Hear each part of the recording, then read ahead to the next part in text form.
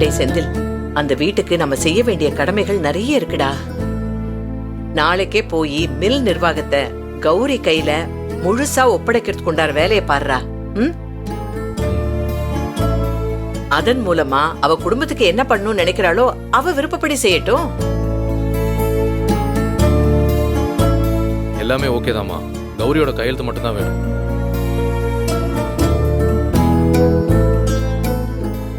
அத்தை, எங்க வீட்டு ஆளுங்களுக்கு உதவிங்கிற விஷயமே வேண்டாம் அத்தை. அது சரியா வராது.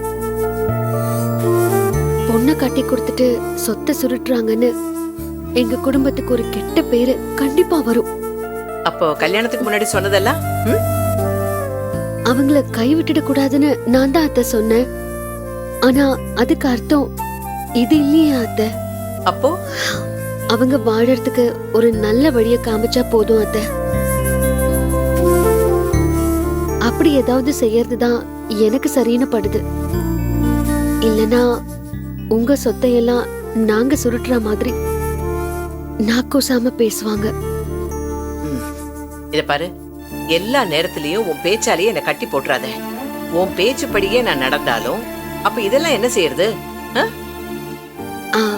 இது உங்ககிட்டயே இருக்கட்டும் அத்தை. மில்ல நிர்வாகம் பண்றதுக்கு நல்ல ஆளு, என்னை விட படிச்சவங்க அபர்ணாதான்.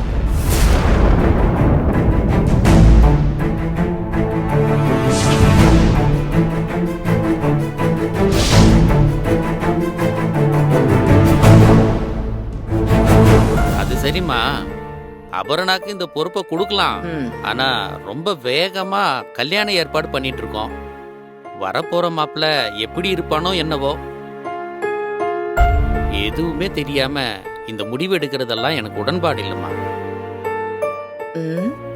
இல்ல இல்ல இல்ல, மூர்த்தி சொல்றதுதான் 100க்கு 100 கரெக்ட். அவளுக்கு கல்யாண ஏற்பாடு நடக்கட்டும், அதுக்கப்புறம் நடக்கிறதெல்லாம் நம்ம அப்புறம் பாத்துக்கலாம். ஆனா எனக்கு பதிலா இவங்கன்னு கை காட்டுற அதிகாரத்தை நான் உனக்கு தரலமா.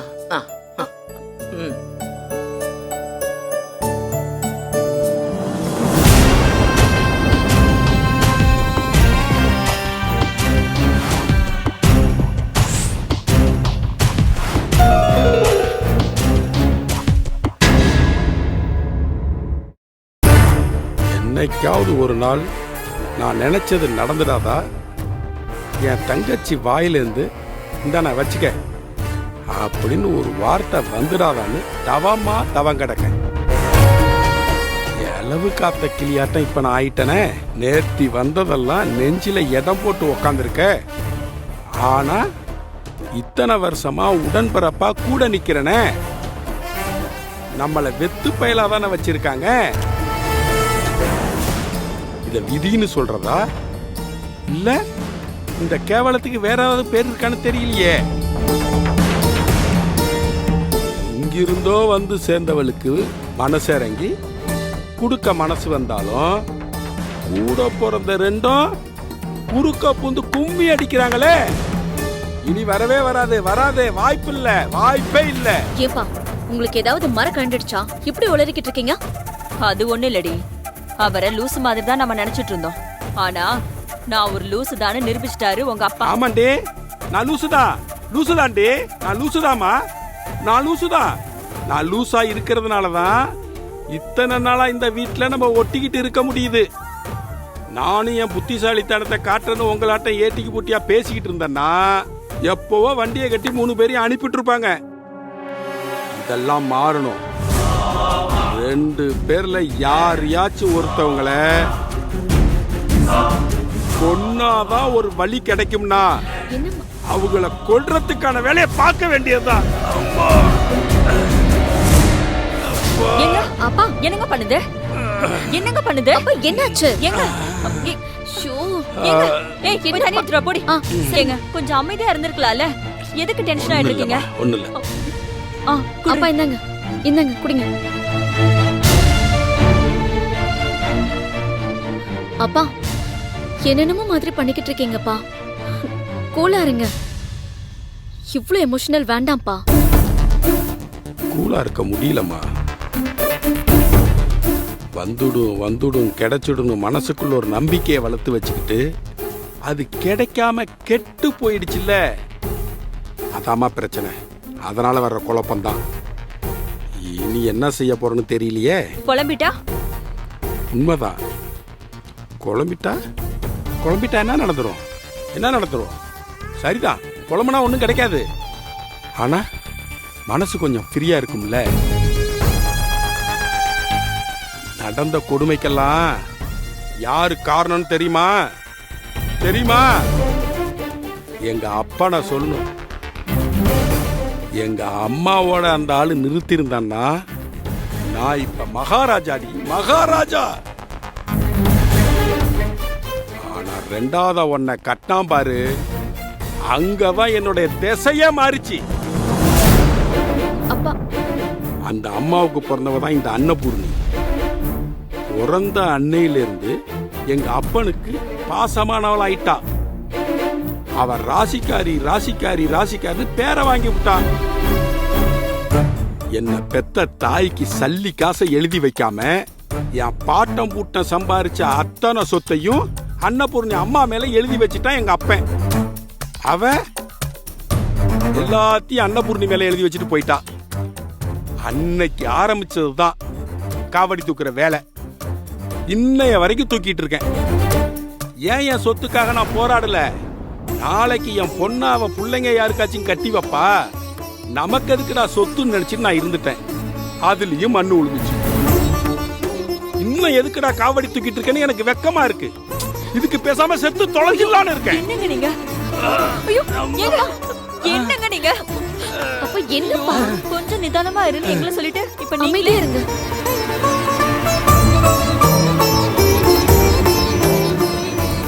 இன்னும் காலம் இருக்குப்பா. அவ எதுவும் வேண்டாம் தானே சொல்லிக்கிட்டு இருக்கா. அப்படியே இருந்தாலும் அவன் நாளைக்கு போய் கையெழுத்து போடணும்ல. பார்க்கலாம் அவ எப்படி கையெழுத்து போடுறான்னு பார்க்கலாம்.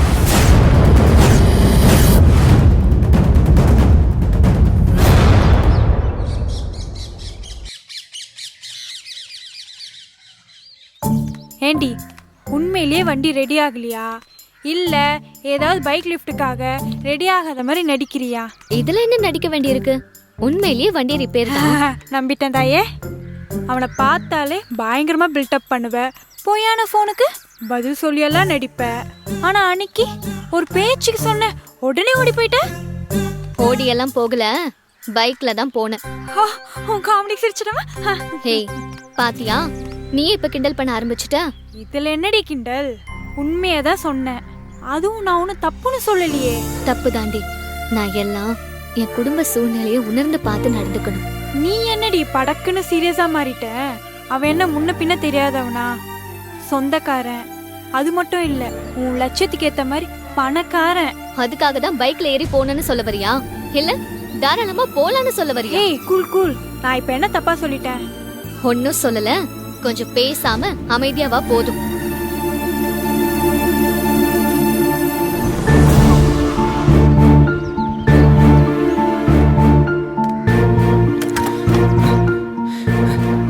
எங்க ஒரு நிமிஷம் ப்ளீஸ்ங்க. அட என்னங்க இப்படி முகத்தை தூக்கி வச்சுட்டு நடக்கிறீங்க? நான் அவ்வளோ மோசமானவன் இல்லைங்க.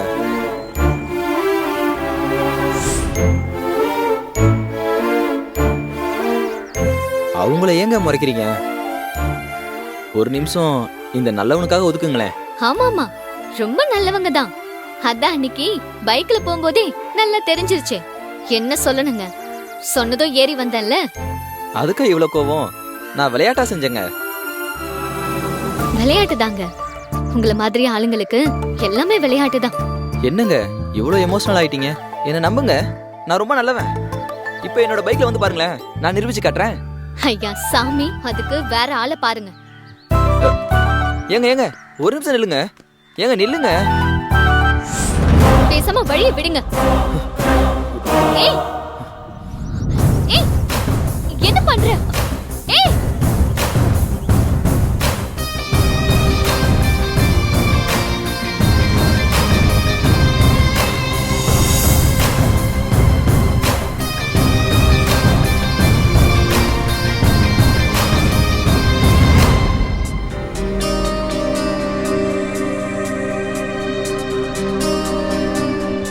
நீங்க பைக்லலாம் வர வேணாங்க. இந்த செயினை என்னோட ஞாபகார்த்தமா வச்சுக்கோங்க, அது போதும்.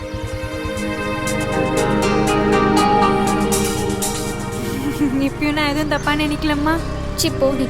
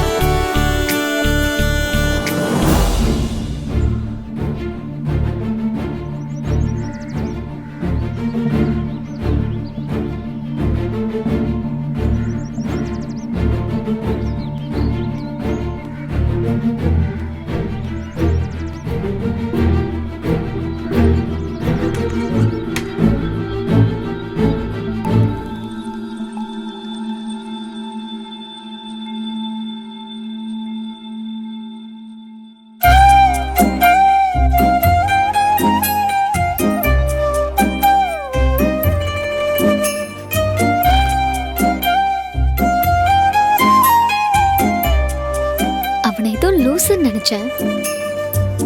பொண்ணுங்க மனசுக்கு என்ன பிடிக்கும்னு நல்லா தெரிஞ்சு வச்சிருக்கான். நல்லவன் தான்.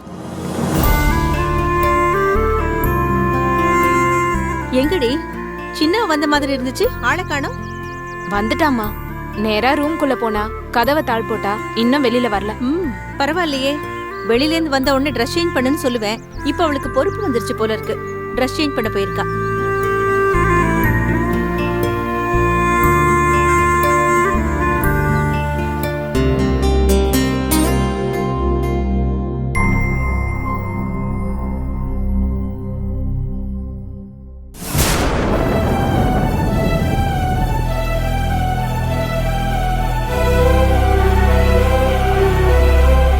நித்யா, நித்யா, என்ன பண்றா இவ? நித்யா, நித்யா என்ன பண்ணிட்டு இருக்க?